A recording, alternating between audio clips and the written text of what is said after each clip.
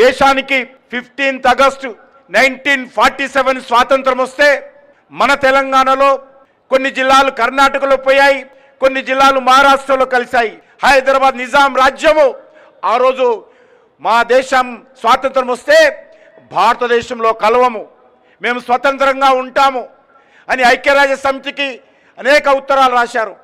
చివరకు పాకిస్తాన్తో కలవడం కోసం పాకిస్తాన్ కూడా చర్చలు జరిపాడు.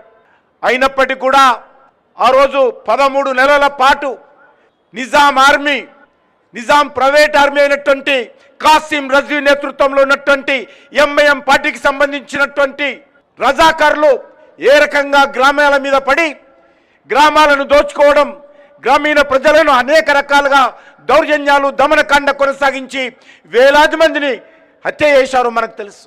హిందూ మహిళలను ఏ రకంగా నగ్నంగా బతుకమ్మలాడించారో మనకు తెలుసు.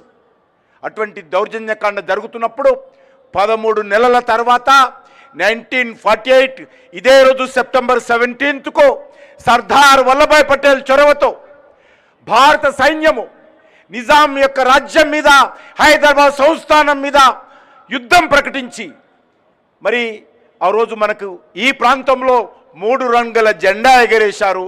ఇక్కడ స్వేచ్ఛా స్వాతంత్రం కల్పించారు.